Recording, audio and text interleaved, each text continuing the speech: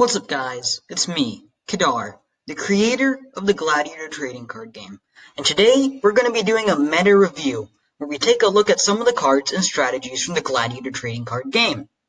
In this video, we'll be analyzing some of the staple cards, or cards that can go in almost any deck, included in the Gladiator Trading Card Game starter set.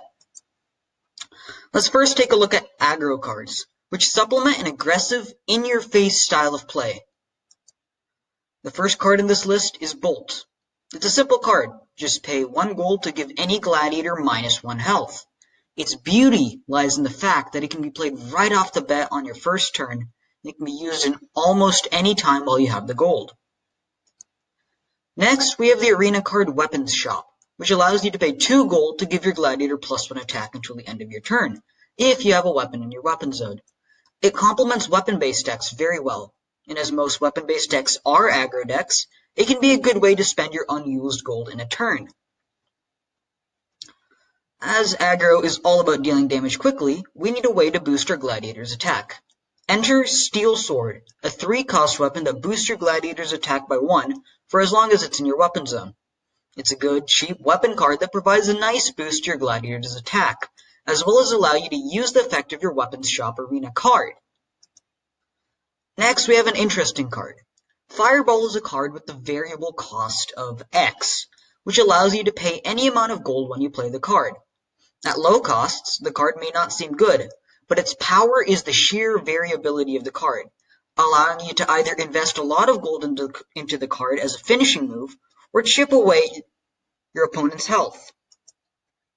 For our final aggro card, we have the Explosive Spell, which is very similar to the Bolt card, but with one major difference. It costs no gold. Instead, you have to give your gladiator -1 health. This card can also be played on your first turn, or any time actually, for free. During some games, 1 gold can make all the difference between having an explosive turn or a bad one. An explosive spell can save you that 1 gold while still packing a punch.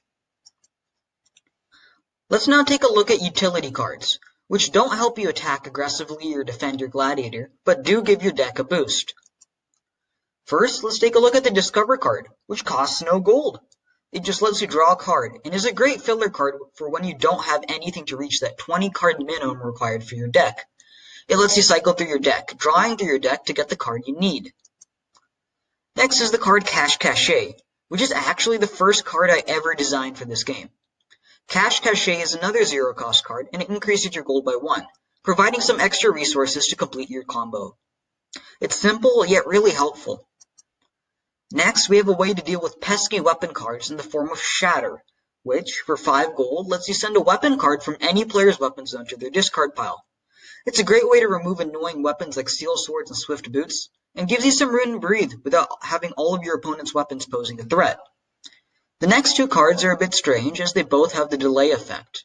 Cards with the delay effect are very rarely seen outside dedicated decks, but these 2 cards are so good they can be in any deck. The first of these is Spell of Knowledge, which just acts as a better Discover card. For 0 gold, you can draw 2 whole cards, but you have to wait 2 turns. A 2-turn delay is a small price for the awesome power this card has. Drawing 2 cards while playing only 1 for 0 gold. You can get a major boost getting the cards you need, and it can speed through your deck in no time.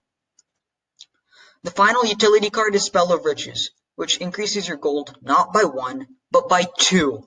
Sure, you have to wait 1 turn, but a 2 gold increase is an amazing boost for you to play the cards you want. Now comes the defensive cards, which can help you out when you're in a pickle.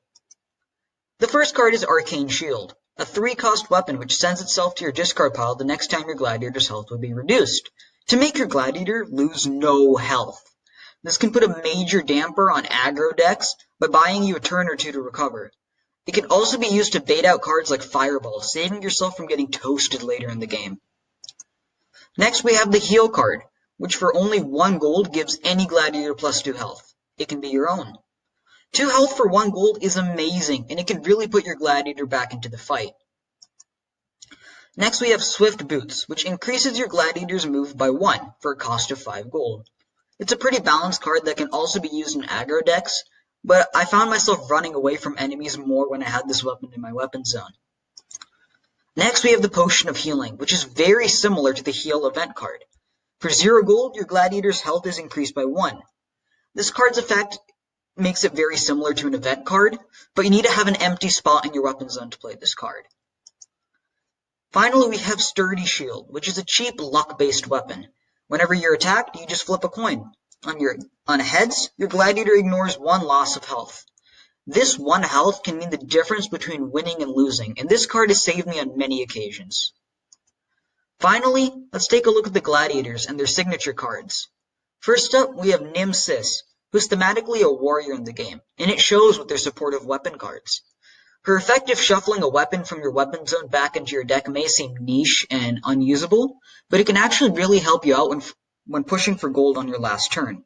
I personally like shuffling back in a needed weapon like Swift Boots or Sturdy Shield to get some gold to play some really aggressive cards like Double Strike, the signature card of Nemesis.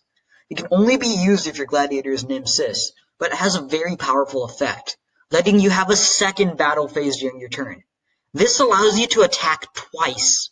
It's a really cool effect that's complemented by its Gladiator.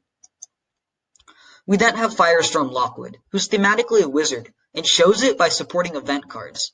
His effect isn't an endgame effect like Nemesis, but is more of a utility effect, allowing you to reveal and shuffle any amount of events from your hand into your deck to draw that many cards. This lets you shuffle expensive or unneeded events back into your deck to try to get the cards you need. His signature card reflects the wizard's interest in dabbling with time. Temporal Manipulation can only be played with Firestorm Lockwood as your Gladiator, and costs a whopping 7 gold, but it justifies its limitations and high cost with a powerful effect, letting you take an extra turn.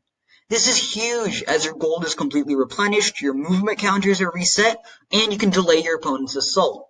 It's a powerful effect that can really save you late game.